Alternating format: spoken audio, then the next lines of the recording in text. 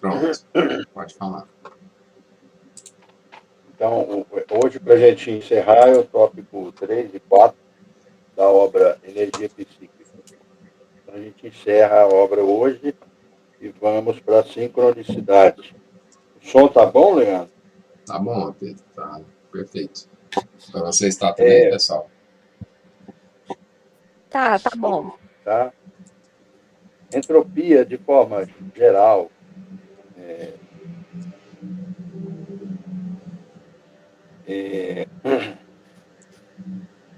significa o que alguns chamam de força, outros de energia, que desequilibra um meio. E muitas vezes esquecem que tem uma tendência a equilibrar esse meio. Né?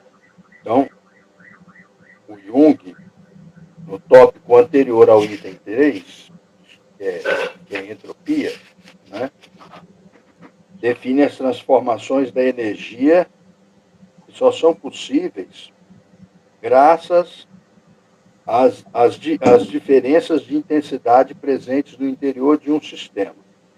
Então, o princípio da entropia só nos é conhecido como princípio na experiência, a partir de processos parciais que constituem um sistema relativamente fechado. A psique pode ser considerada também como um sistema relativamente fechado. Quando o sistema é aberto, então ele sofre interferências do meio. O Jung chama de meio ambiente. Né? E quando o sistema é fechado, então a gente considera que dentro dele é que se regula tudo que ocorre. Então, eu vou dar um exemplo. Do sistema fechado, a teoria próxima é do Humberto Maturana pesquisando o olho da rã.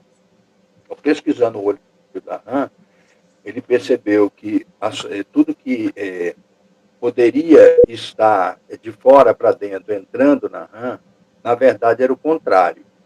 Que se você colocasse um insetozinho e ao lado dele você fizesse um idêntico de pedra, a língua da rã ia no inseto mesmo e não na pedra. E aí ele teoriza que o cérebro, e aí isso vai impactar na psicologia, é um sistema autorregulador. Então isso é um sistema fechado. O Bertalanffy, tudo isso em meados dos anos 20, né, em meados do século 20. Né? O Bertalanffy diz o contrário, né? Que há forças externas que desequilibram o meio. Por exemplo, um vírus que entra na gente e desequilibra a nossa saúde. Né? Para o Bertalanffy, então, isso seria de fora para dentro. Esse é um sistema aberto. Para o Bertalanffy,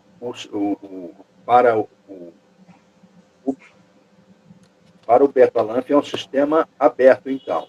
Forças externas que desequilibram o meio. Vamos entender assim, de forma bem geral. Para Humberto Maturana é o contrário. O vírus da gripe entra na gente, mas a gente só tem ciência dele quando ele está dentro. Então, o cérebro, a terminologia que usam muito é autopoiesis. Poiesis que vem de produção, mas também de poesia. Né? O cérebro seria autorregulador, autopoético. Bom, o que a gente deve chamar a atenção aqui é que a entropia não é somente essas forças que desequilibram o meio, mas tendem a harmonizá-lo, tendem a equilibrá-lo, essas forças. E aí, como ele fez lá no Símbolos da Transformação, o item 3 são os conceitos fundamentais da teoria da libido. Legal? No item 3, ele enfoca os termos principais, as categorias centrais que ele trabalha lá nos símbolos da transformação. A diferença daqui em relação para lá é porque lá nos símbolos ele vai colocando mitos, e vai analisando esses mitos. Então, para quem faz clínica, é muito interessante. Acabou essa leitura, volta lá. Né?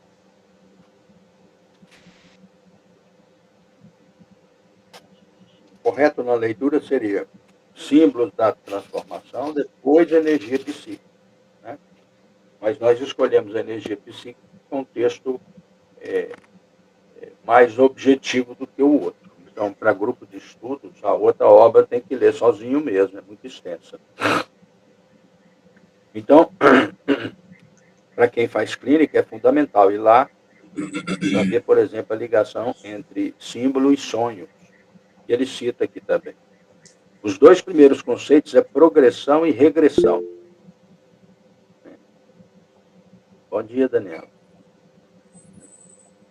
Progressão e regressão sempre em função da adaptação ao meio ambiente. Ele faz antes dele definir isso, esses dois conceitos, faz uma série de observações. Primeiro, ele afirma que progressão, deixa eu abrir aqui, e regressão são fenômenos energéticos mais importantes da vida psíquica. Então, progressão seria avançar incessantemente do processo, um avançar incessante do processo cotidiano de adaptação psicológica. Essa adaptação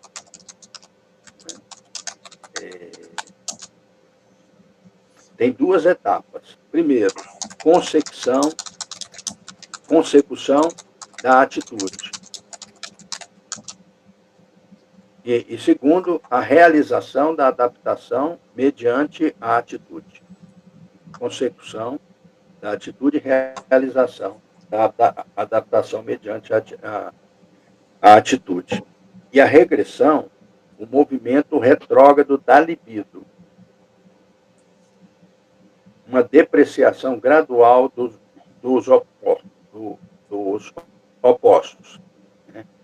Significa perda de valores, por exemplo. Então, ocorre falha na adaptação. Então, veja que progressão e regressão está intimamente relacionado com o que ele entende por adaptação. Então, ocorre falha na adaptação por causa da unilateralidade da função Quando há essa unilateralidade, ocorre falha. Né?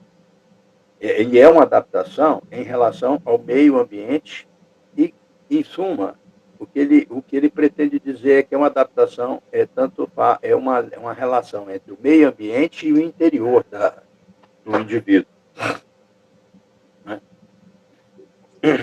Então, essa adaptação, ela falha, né, quando há unilateralidade dessas funções, tanto em relação à adaptação ao mundo externo, quanto em relação à adaptação ao mundo interno.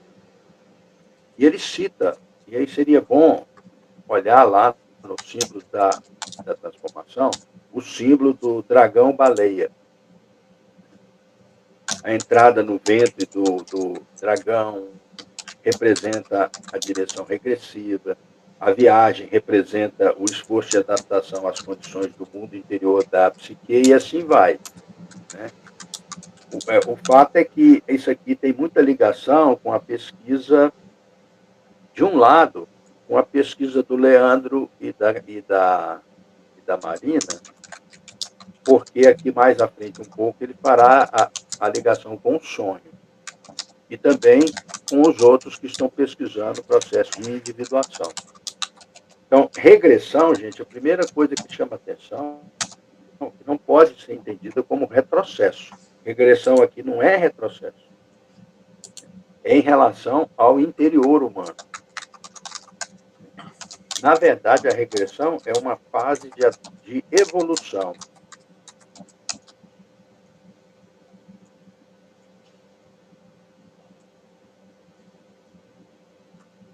Então, isso é que falta muito quando se analisa regressão.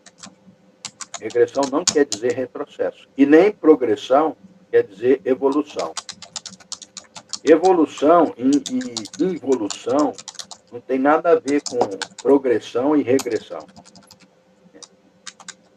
Os dois, progressão e regressão, são momentos vitais que, apesar de sua mobilidade, são estacionários, diz o Jung.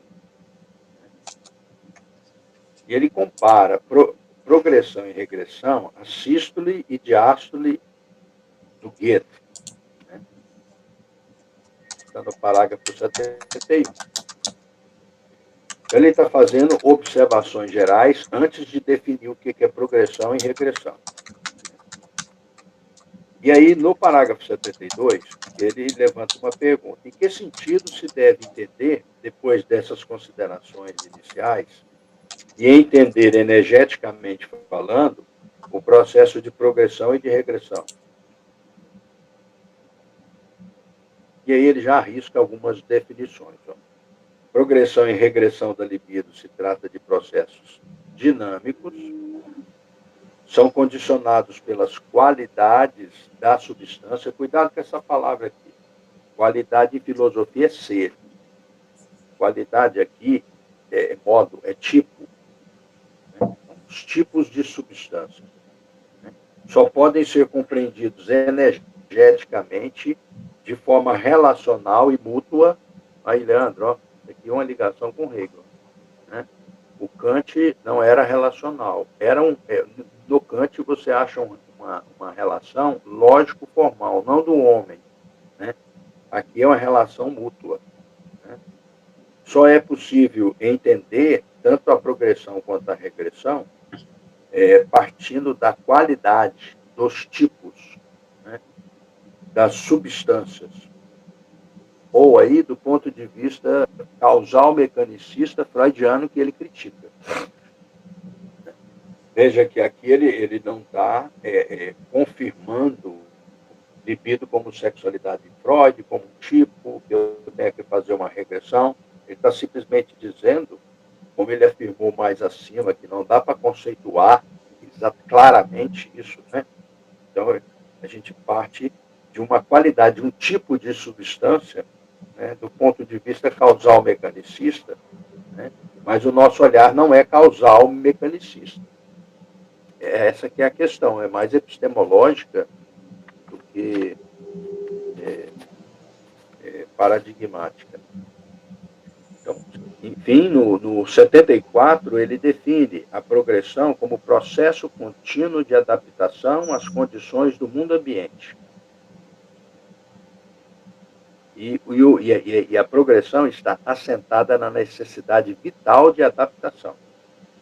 Então, o processo contínuo de adaptação ao externo, ao meio ambiente, é o que ele chama de progressão.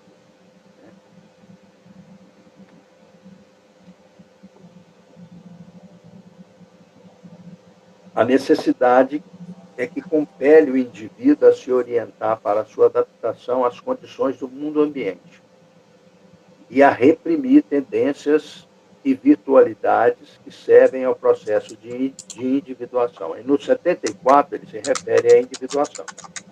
Né?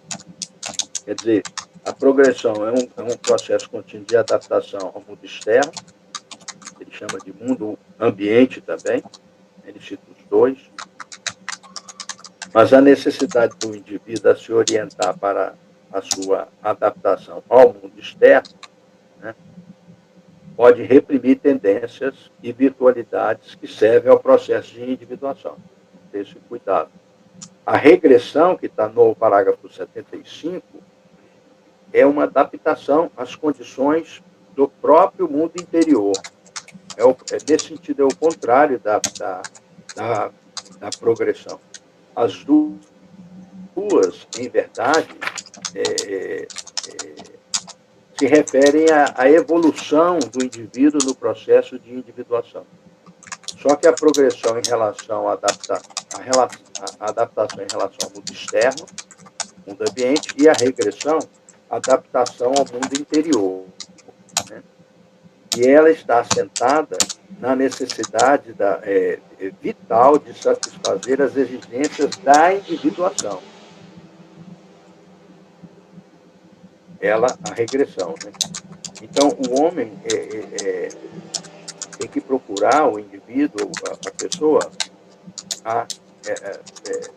harmonizar a progressão com a regressão. Na linguagem de Hegel, seria o externo com o interno. Né? Na linguagem do Adorno, também isso, né? Teoria e prática. Paulo Freire também, olha. Então, progressão e regressão são meios ou pontos de transição do processo energético. Como é que eu posso me adaptar ao mundo externo ou ao mundo interno? Progressão e regressão. Tá claro? E aí ele fala de extroversão e introversão. Todos esses conceitos são desenvolvidos lá no símbolo da transformação, bem devagar, citando mitos. Aqui ele enxuga, né? Então a gente pode pensar que extroversão e introversão da libido, né, são sinônimos de progressão e de regressão. Mas não é isso. São coisas diferentes. Embora eles possam ser relacionados. Mas quando são relacionados, pode gerar essa confusão de achar que progressão é extroversão e regressão, porque a progressão está se referindo ao mundo externo, né? Sempre no sentido de adaptação. Então, a progressão deveria estar ligada à extroversão e a regressão deveria estar ligada à introversão, porque está falando da adaptação ao mundo interno. Ele diz, tem relação, mas pode causar confusão conceitual, né? Porque são dinamismos distintos. Progressão e regressão são formas dinâmicas ou regulares de transformação de energia. E extroversão e introversão são dinamismos ou formas de progressão e de regressão. Por exemplo, progressão é movimento vital que avança para frente. E ele pode ocorrer de duas formas distintas. Extrovertida e introvertida, tá vendo? A extrovertida, quando as condições do mundo ambiente influenciam predominantemente a natureza e a modalidade da progressão. As condições do mundo ambiente influenciam a natureza e a modalidade da progressão. Agora, a introvertida, né, pensando na ideia de progressão, sempre que usar a palavra progressão, pensa em relação ao mundo externo. Né? Quando a progressão ela é extrovertida quando está ligada ao mundo externo. Então, são condições do meio ambiente que influenciam predominantemente a natureza e a modalidade da progressão, da relação, o eu com o mundo externo. Quando ela é introvertida, é quando a progressão se deve adaptar às condições do eu, do ego, do interno. Né? E a regressão também pode produzir-se dessas duas maneiras, extrovertida e introvertida. Então, está vendo que são conceitos relacionais, mas lidam com coisas distintas. No caso da regressão, né, é a retirada do mundo exterior, né, porque aí, na regressão, você está pensando no ego. Né? O que ocorre no ego, né, quando a regressão se relaciona com quando eu penso. Essa parte é confusa, né, Pedro? Não, mas não é não, quer ver? Ó, se eu estou pensando na progressão, eu estou pensando em função do mundo externo. Ela ocorre de forma extrovertida e introvertida.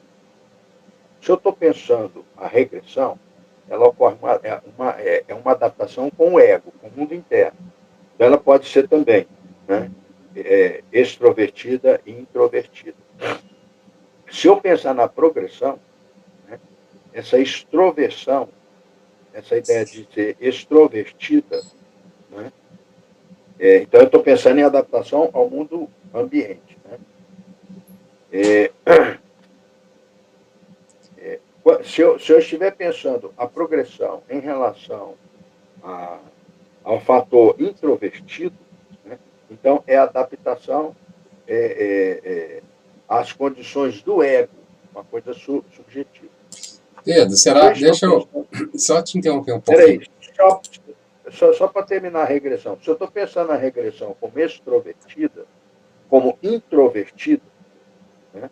Então, é aquilo que interfere, a regressão é em relação a mim mesmo, ao ego. Né? Também, ela quando elas são introvertidas, o que ocorre? Eu, em relação ao ego, né, eu faço uma retirada do mundo externo. Né? É uma fuga. Né? Agora, em relação à extroversão, pensando a regressão, né, é, também é uma fuga. Só que no caso da introversão, eu estou pensando em relação ao ego, então eu me retiro do mundo externo. No caso da extroversão, que é para fora, em relação ao meio ambiente, eu vou ter experiências extravagantes, agitação. Né? No caso da regressão, que é pensar eu comigo mesmo, vamos dizer assim, com o ego, né? Ocorre na introversão a incubação. E na extroversão ocorre, eu saio para o mundo externo, então está ligado à agitação. Então, só para concluir, Leandro, aqui, ó, a libido ela se movimenta, progressão e regressão têm relação, mas não são as mesmas coisas. Né? Então, a libido se movimenta aqui, ó, para frente, para trás, fora e dentro, como ele define. Então, se movimenta para o externo, para o interno. Né? Ou seja, em relação ao meio ambiente e em relação ao ego. Pronto, Leandro, pode ir. Desculpa, Pedro, me deu um ímpeto aqui de falar. Parecia que eu entendia. Falei, ai, quer falar. Não, pode falar à vontade. Estava me enganando mesmo. Não, que eu, assim, vamos tentar dar um exemplo. Porque, olha só, parece que a introversão e a extroversão está mais ligada à atitude. Vamos supor, eu posso ter uma regressão. Me ajuda a pensar também os clínicos aí. Por exemplo, o paciente ou no nosso processo, a gente pode se voltar, por exemplo, às questões, a tá mais, a ter uma atitude, a estar mais infantil, por exemplo, uma regressão nesse sentido. Né, a estar mais infantil. E aí eu posso fazer isso de uma forma extrovertida. Eu posso pensar assim na prática clínica, vamos dizer assim, no meu processo eu tô,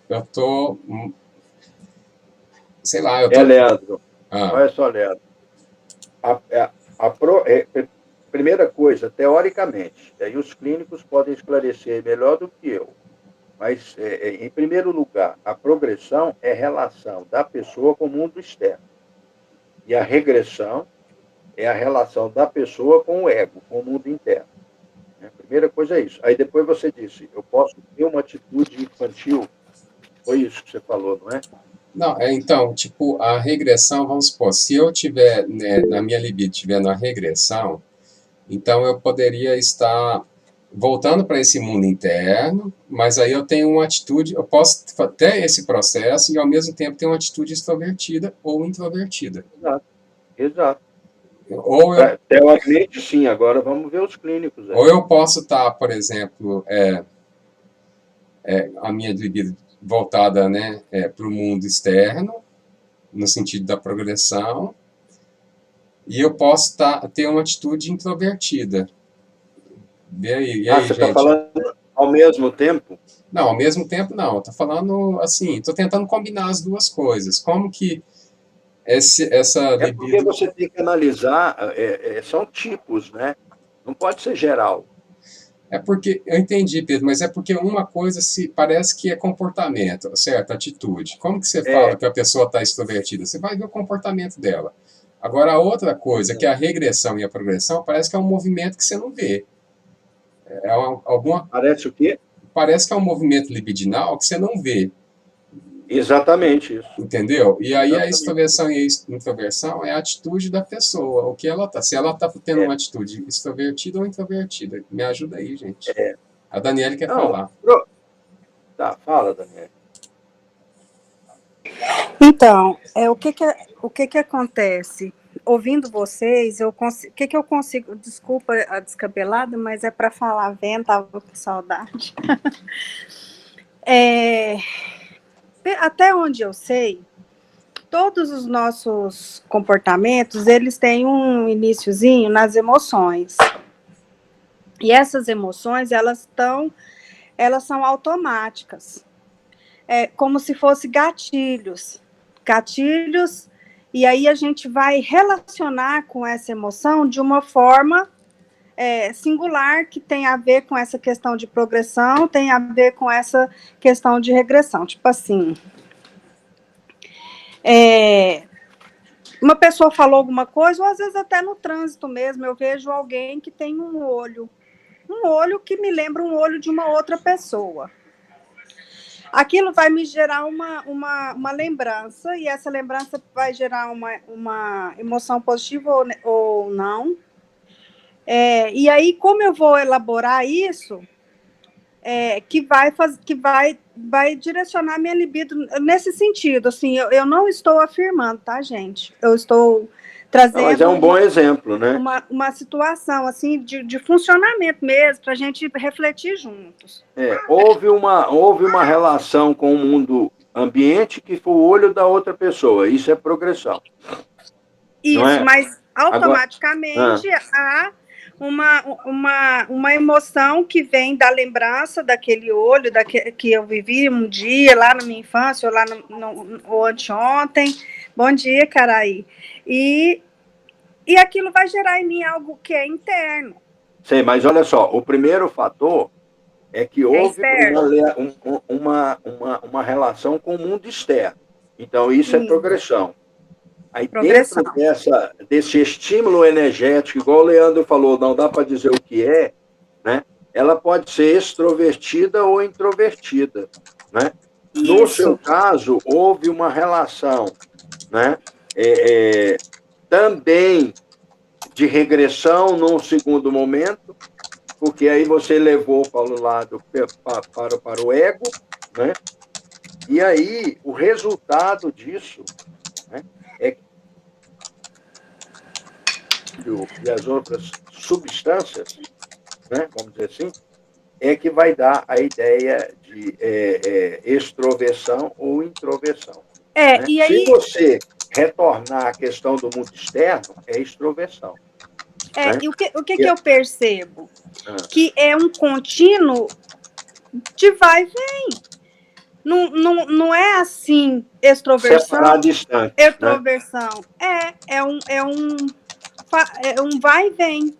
Um vai e vem. E nesse vai e vem, o processo de individuação está atuando. Eu também vejo exatamente isso. Não dá para separar essas categorias. Ele separou... Ele separa didaticamente. É didático, né? Que legal, assim que eu percebo. Mas ele separa didático e dá detalhes, né, Daniela? Por exemplo, no caso da regressão, né, quando ela é introvertida, aí o que ocorre? Né? Aí eu acho que é legal para a clínica, né? Ocorre uma incubação, ocorre uma retirada do mundo externo. Aí tem a ver com a sombra, né, Pedro? Porque aquilo que a gente incuba é aquilo que a gente não quer apresentar para o externo, né? Exatamente, isso mesmo. Eu acho que a Daniela está corretíssima, é isso mesmo. Nossa, me clareou muito aqui. Acho que ainda tem muito a clarear, mas obrigado, viu, Dani? Foi muito legal o seu exemplo. Eu acho que, em suma, o que ela disse é que não dá para pegar essas categorias como algo estanque e separado. Elas estão interligadas, mas a gente tem que ter clareza conceitual delas. E também desse movimento, que se a gente percebe, né, e o Leandro trouxe uma coisa muito, muito importante, porque o que acontece? Toda essa estrutura, a base disso está lá na infância. E nossos comportamentos emocionais, eles são basicamente infantis. Principalmente os comportamentos que a gente não teve muita oportunidade de trabalhar adequadamente, como a raiva, a ira, o nojo, que é a repulsa, né? Então, normalmente, quando esses comportamentos, talvez não pode trabalhar, ou não seja a palavra, mas porque socialmente é visto como ruim, como sombra. Então, quando essas emoções que estão linkadas com essas emoções surgem, a gente tende a fazer um movimento de regressão, porque a gente não quer demonstrar. Só que aí constela. E sempre quando constela, a atitude é infantil. Exato. Aí essa regressão no sentido de introversão, nós vamos cometer uma fuga, nós vamos, na verdade, nós vamos criar uma incubação, né? E Sim. se ela for no sentido de se lançar para fora, para experiências do mundo, Ela aí nós vai vamos ter infantil. ações extravagantes, a agitação e tal. A Nívia quer ajudar aí. Obrigada, gente. Obrigado. Vou desligar aqui que vocês não são obrigados a ver essa descabeleira toda, não. Larga de ser boba, você tá linda com esse sorriso gostoso. Essa juba de leoa. Mas eu quero complementar mesmo, porque se a gente fala de energia psíquica, a energia seria um contrassenso falar de estagnação, né? Então, assim, a proporção e a regressão, eu acho que vai fazer parte do desenvolvimento do ser humano enquanto a gente estiver aqui. Agora, uma coisa também que eu acho válido pontuar é que na psicologia junguiana, o introvertido e o extrovertido, Leandro, ele vai estar sempre acontecendo. A atitude extrovertida e a atitude introvertida, ela vai ser preponderante, mas ela não vai ser única. Por exemplo, assim, quando a gente fala dos tipos psicológicos, eu, como função pensamento superior, para eu alcançar a função inferior, que é o sentimento, eu vou perpassando pela sensação e pela intuição. Eu não vou fazer o pulo direto. Né? Então, assim, esse movimento vai estar sempre acontecendo. E necessariamente não tem que ser ruim estar no movimento de regressão. Exatamente. Necessariamente não é um movimento de adoecimento. Vai ser se eu ficar parada ali. Isso mesmo, Nívia. Eu concordo com você. É um processo, né? Isso aí. Muito bom, gente. Eu penso assim também, que na regressão, quando essa libido ela se volta para o mundo interior, também, aí vocês me ajudam, mas também é quando a gente sonha muito, né? É quando a gente vivencia muito o mundo interno, né? Inclusive a gente tende a projetar aquilo que a gente está vivenciando no mundo externo, quer dizer, o mundo externo é que fica perigoso, por quê? Porque você olha para o mundo externo, você olha para a pessoa e fala, essa pessoa está me julgando, né? Você olha para o mundo todo é perigoso, né? Então você fica com medo de sair, inclusive na rua, quando isso chega num extremo muito grande, né? Legal. Podemos ir para o C? Tá claro? Uhum. Só revendo, então, a progressão e a regressão, e depois a relação entre extroversão e introversão. Né? Foi isso que nós vimos. Né? A progressão ligada ao meio ambiente e a regressão ligada ao ego. E ambas podem ser extrovertida e introvertida. Né? Na progressão, a extroversão, né? E a introversão, e na regressão, ambas também.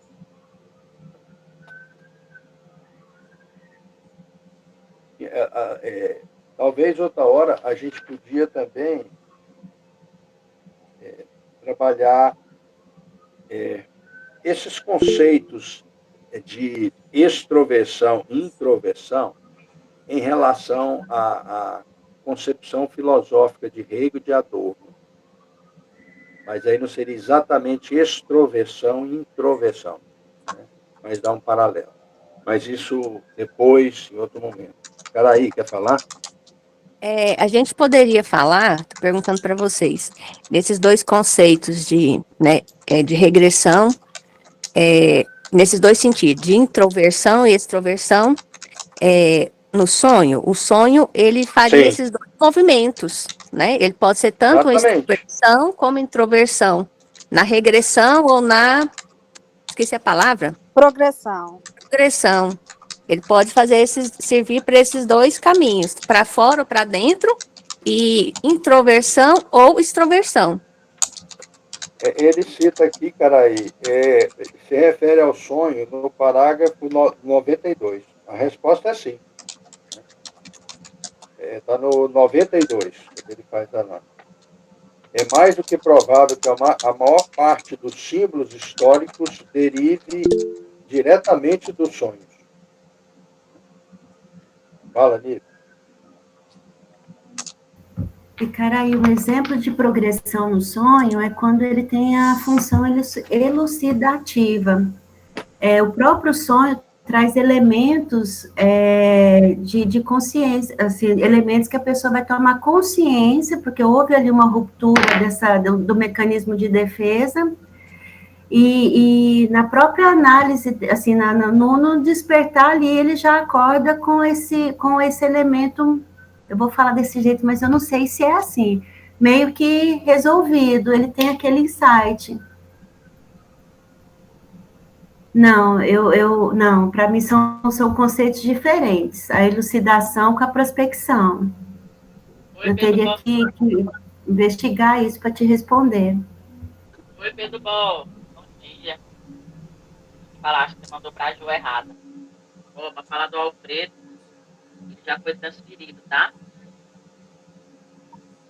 Ah, Ô, foi, eu Pedro mandei para Bom, ajuda da tá ligado faculdade. seu áudio. Perdão.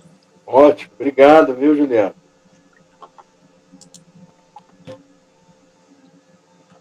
Ai, gente, perdão, parei aqui. Nós temos um parente, conhecido.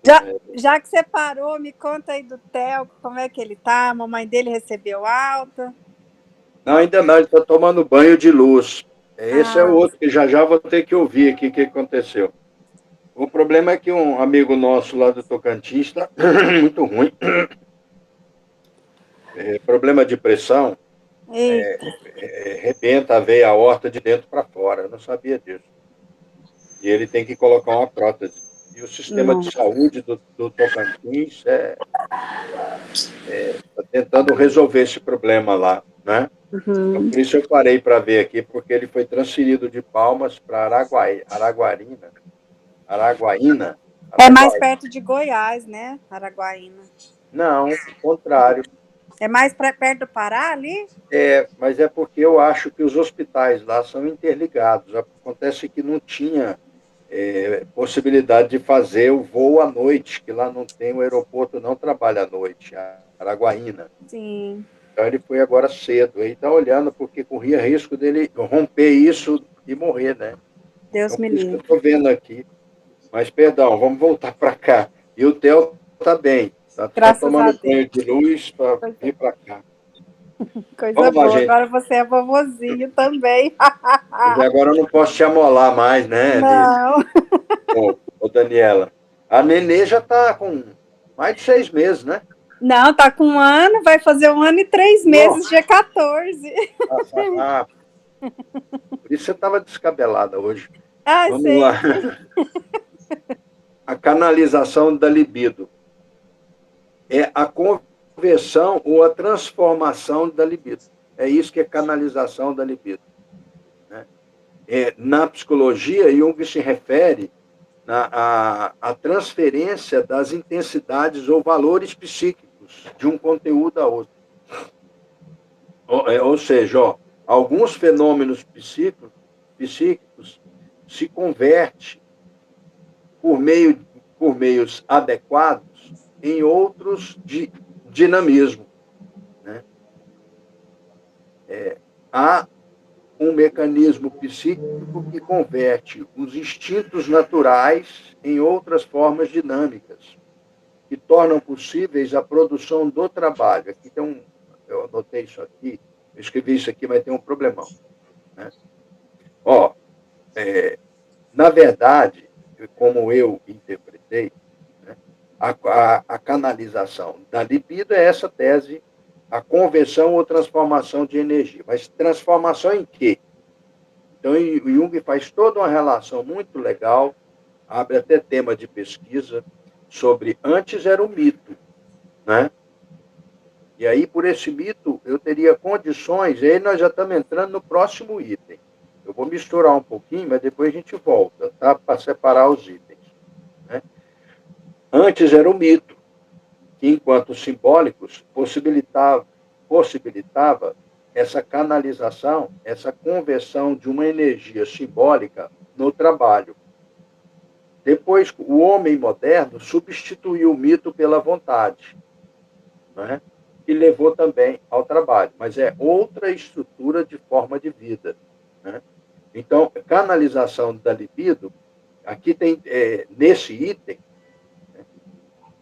é conversão ou transformação da energia, mas abre espaço para quem trabalha mito, para quem trabalha o conceito de trabalho, que em psicologia é muito importante, né? E que também dá para trabalhar a relação entre mito e vontade, né? Mas a tese é essa, né? Canalização significa transformação da energia, né?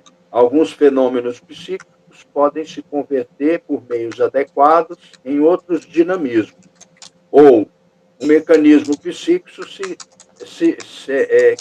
que converte instintos naturais, que é próprio dos animais, né? Nós homens, aí ele reafirma, ele melhora essa tese no item seguinte, dizendo que nós homens temos que não podemos ficar restritos aos instintos naturais, temos que converter isso, aí é a canalização da libido, transformar essa energia em trabalho, né?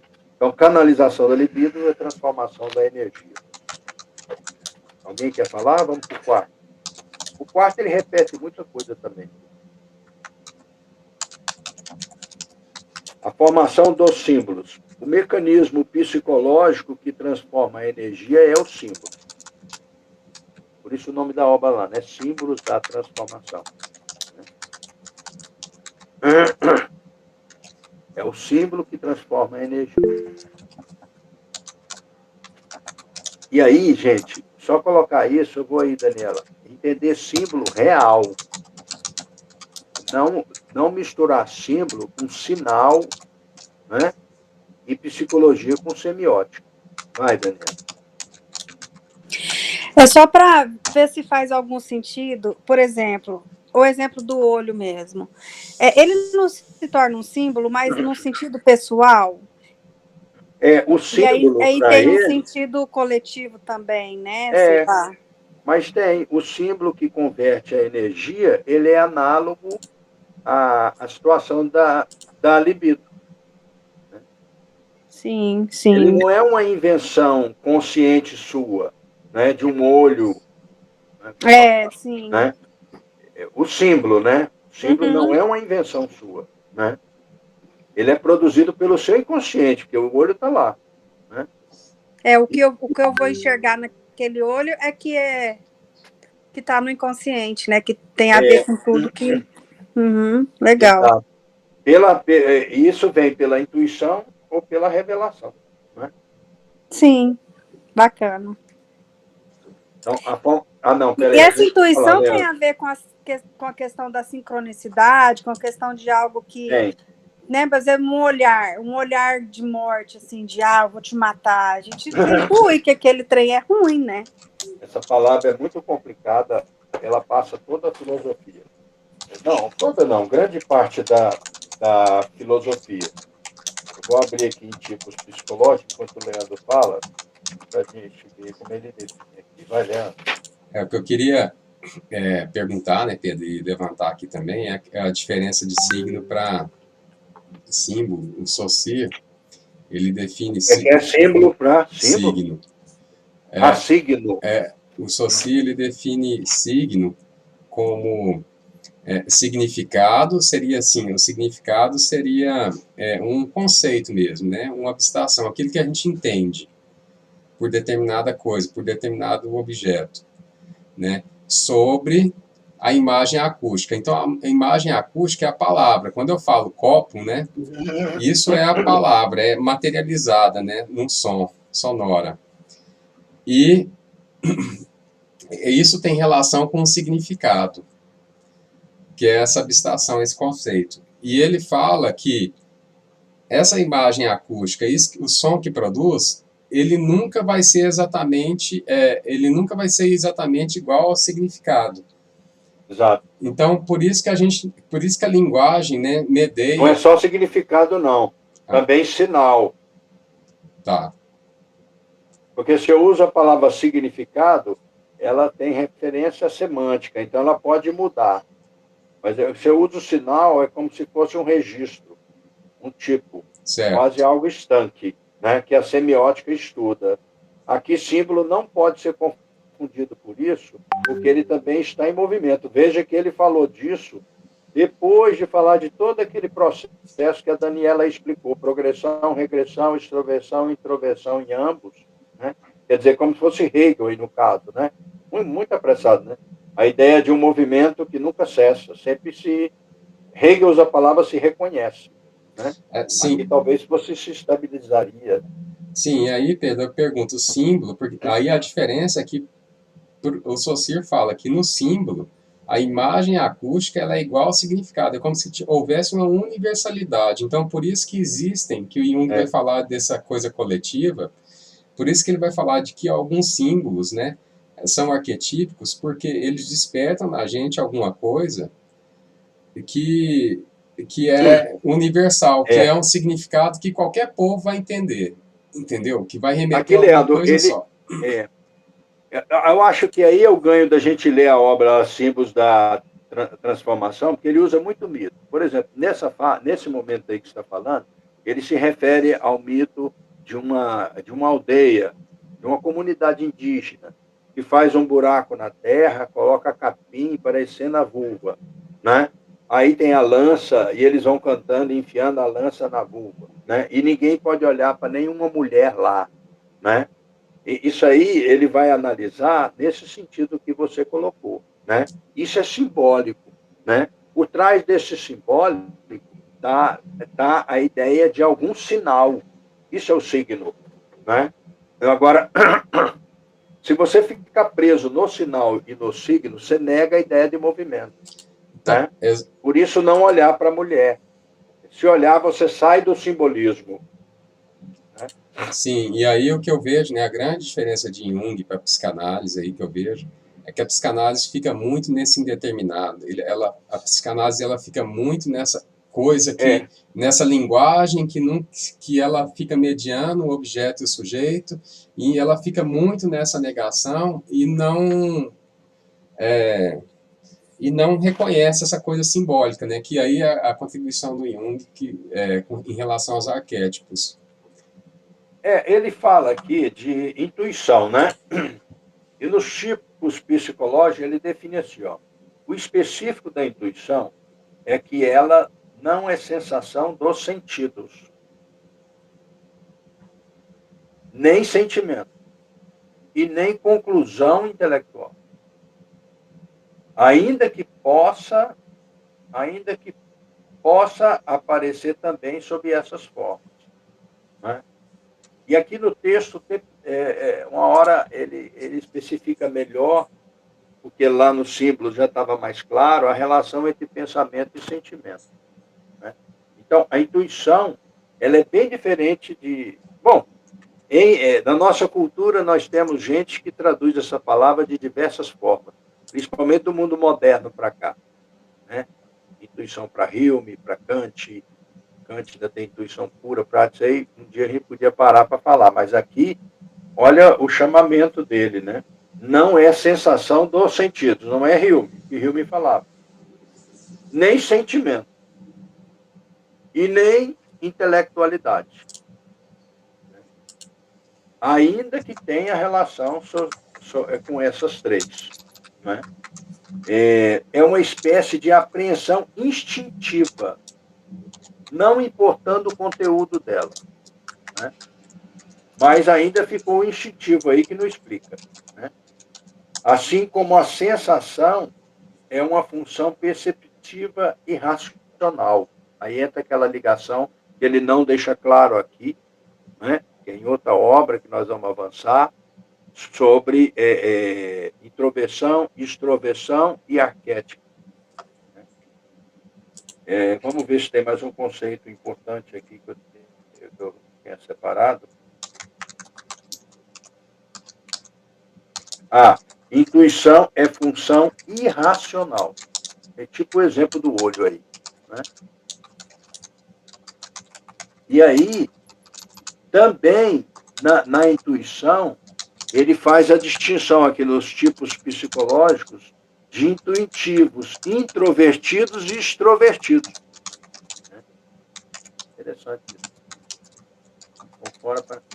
E conclui. Conforme a intuição for utilizada para dentro, para o conhecimento ou contemplação interna, isso é a introversão, ou para fora, né? Para as realizações e desempenho, as extravagâncias, as experiências.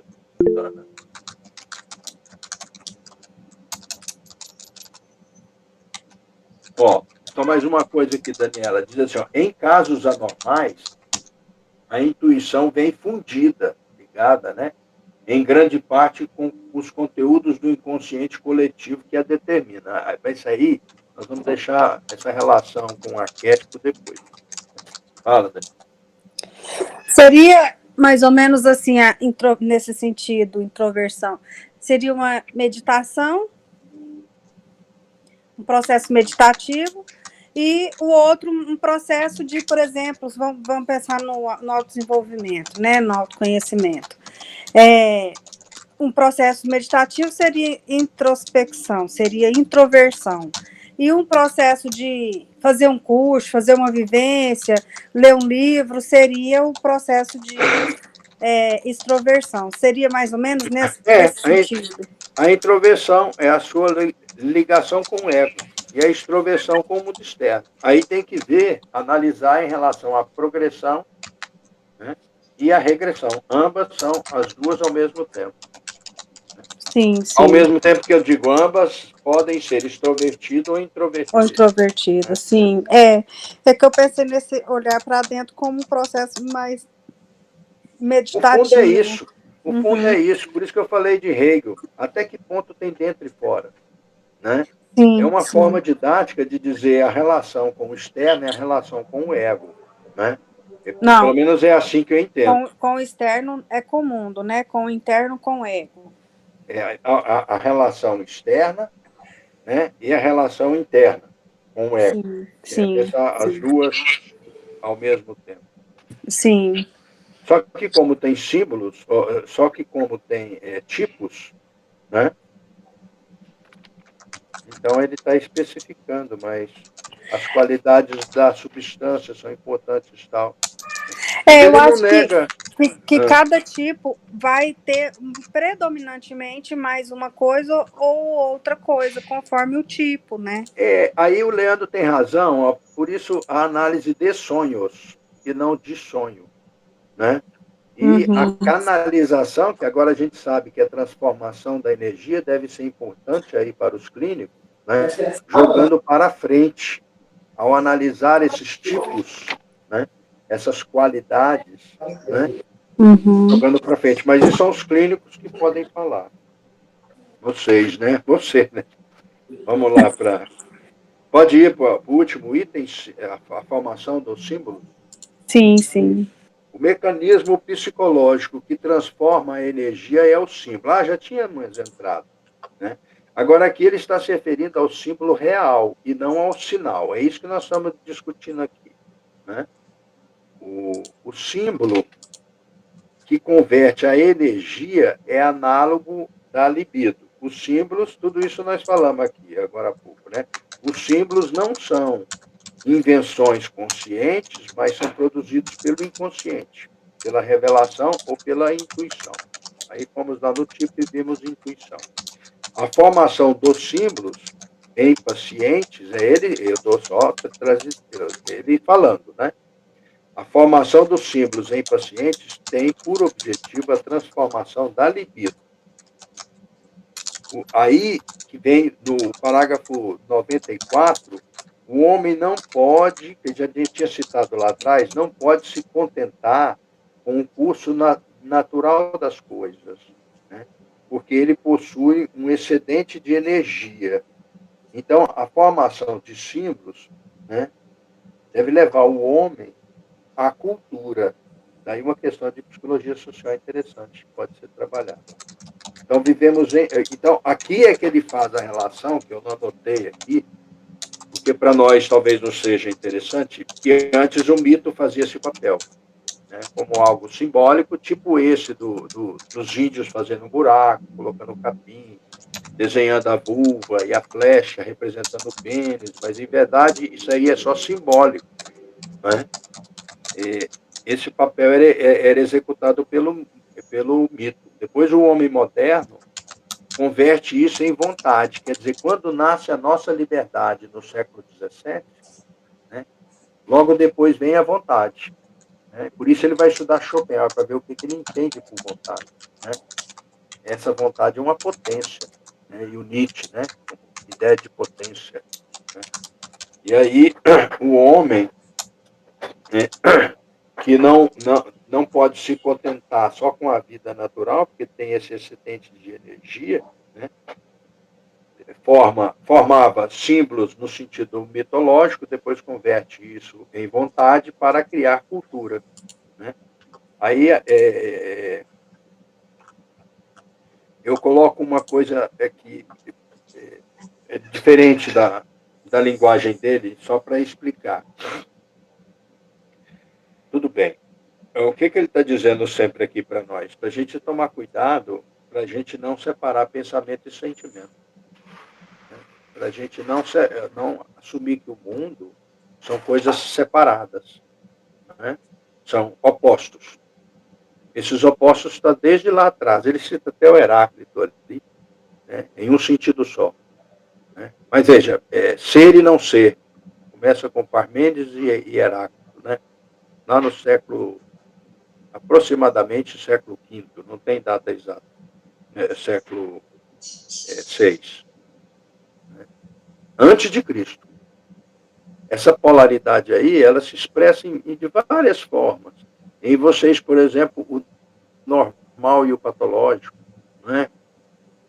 Então, tomar cuidado, porque a gente vive nessa, ele chama de oposição. Em 1968, um filósofo chamado Jean Labarrière morreu, acho que o ano passado. Ele disse assim, eu vou traduzir, ele não disse isso, eu estou pensando a partir dele. Filósofos como Platão, como Hegel e como Marx assumem que a contradição é algo positivo. Né? Outros filósofos, como Kant e Aristóteles, é o contrário. Né?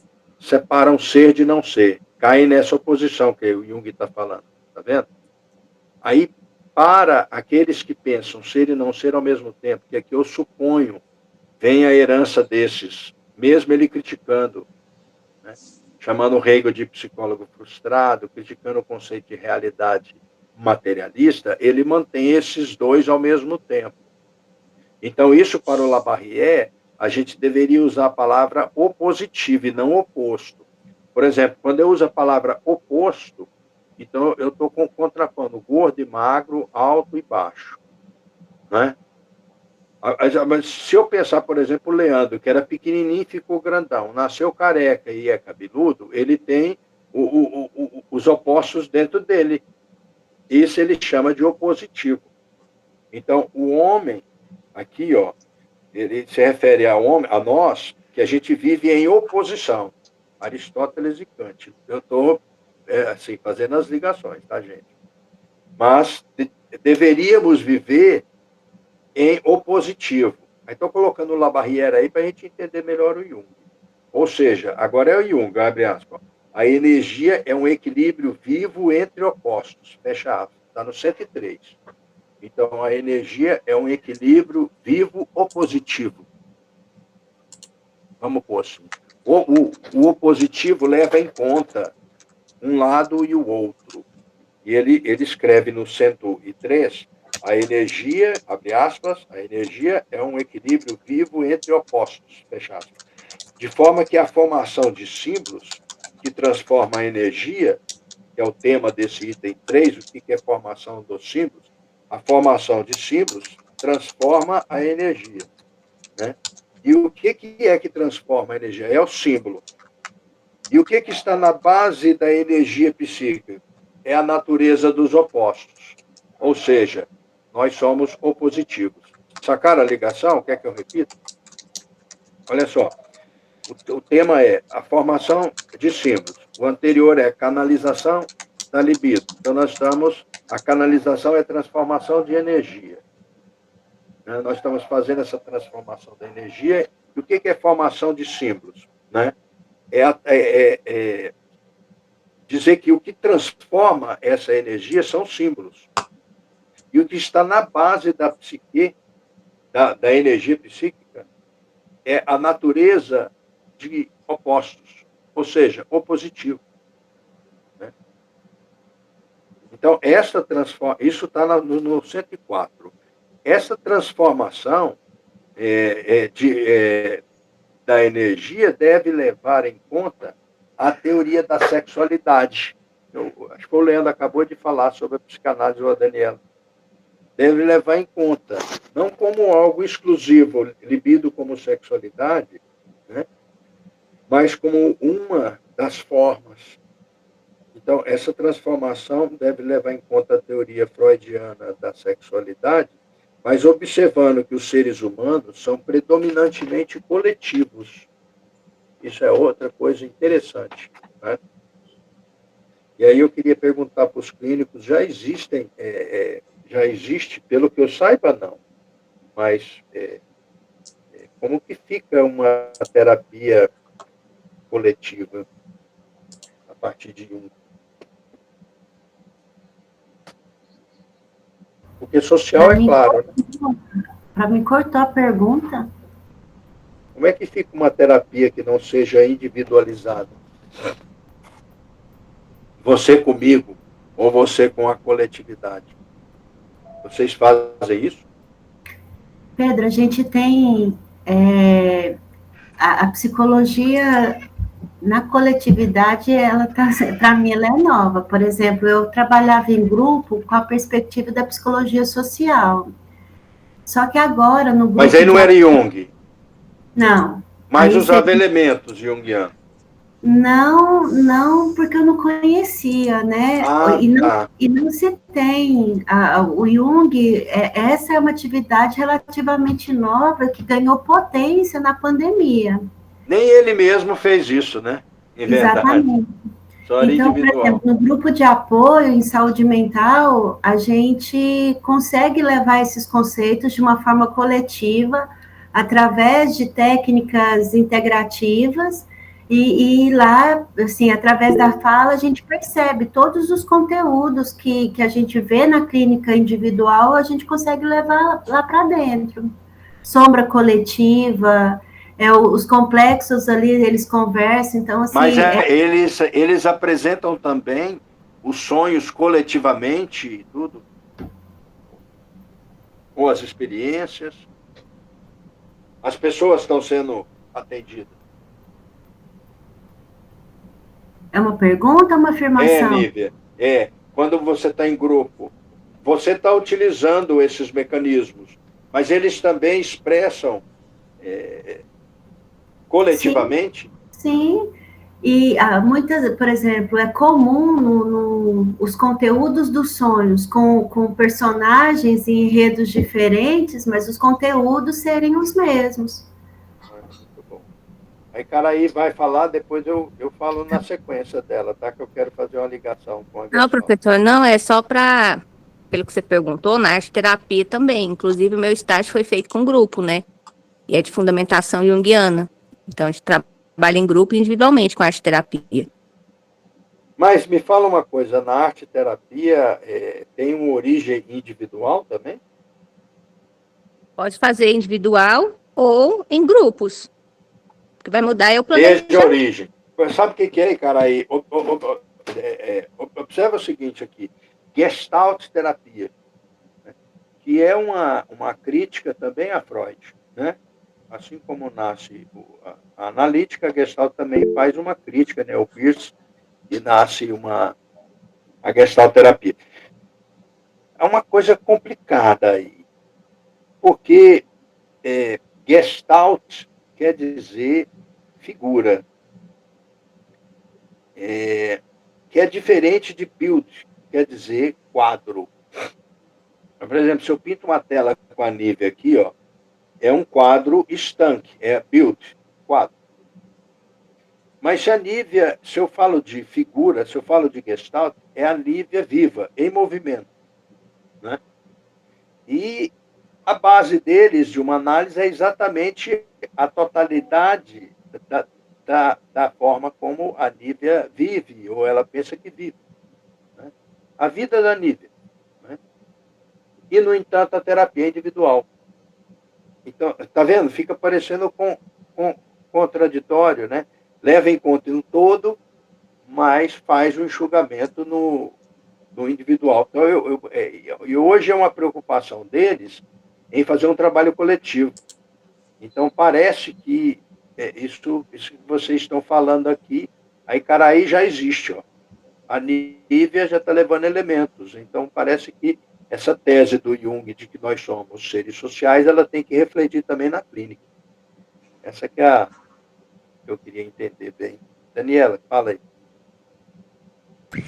Então, eu nunca fiz, nem como paciente, nem como terapeuta, mas a minha irmã, ela faz tratamento no CAPS.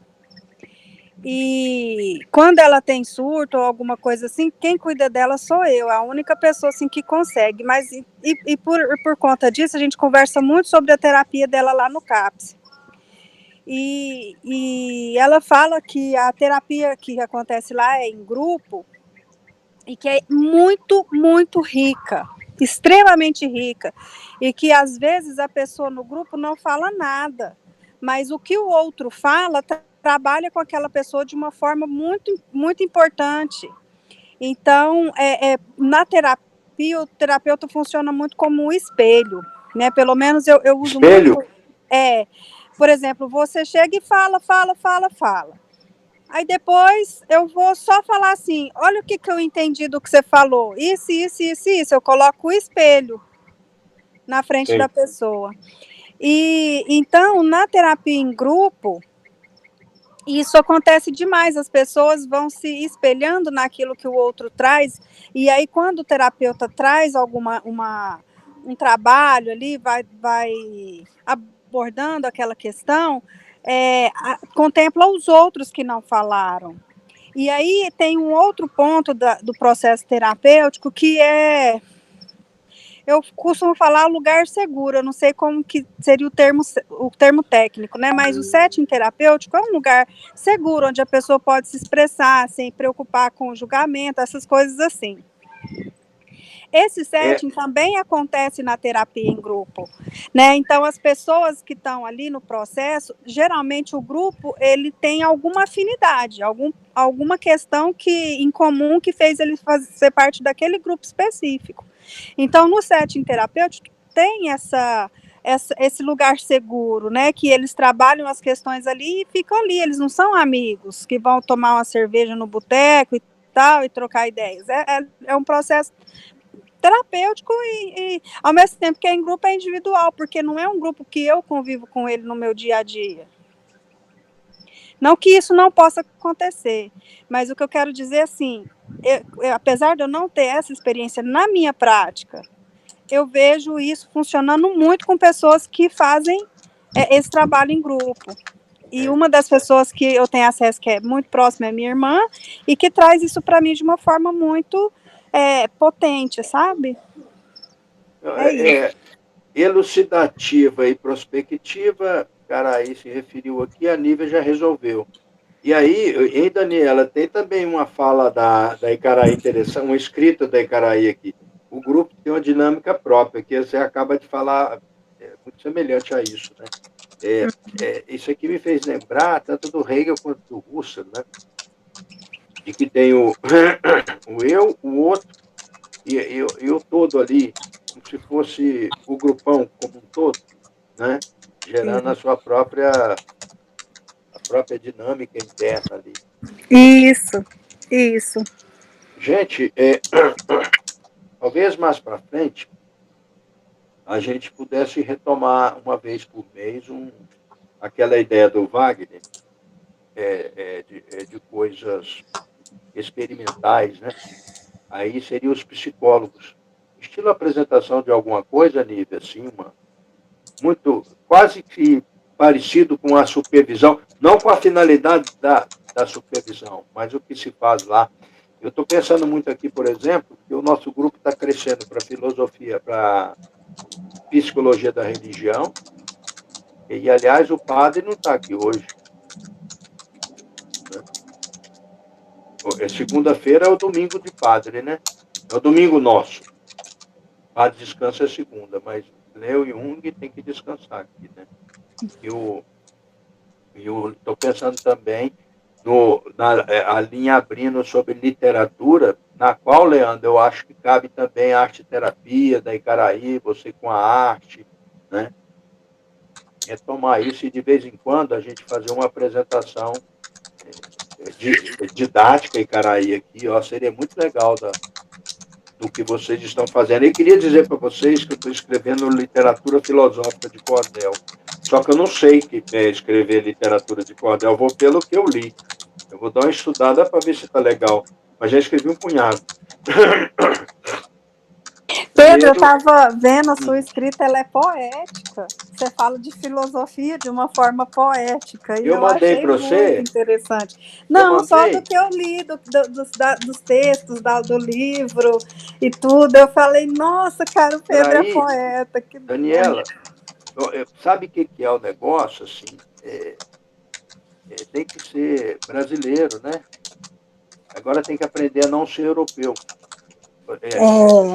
E isso os caras da literatura de cordel fazem muito bem. Né? Então, colocar uma linguagem muito próxima à suavidade brasileira, né?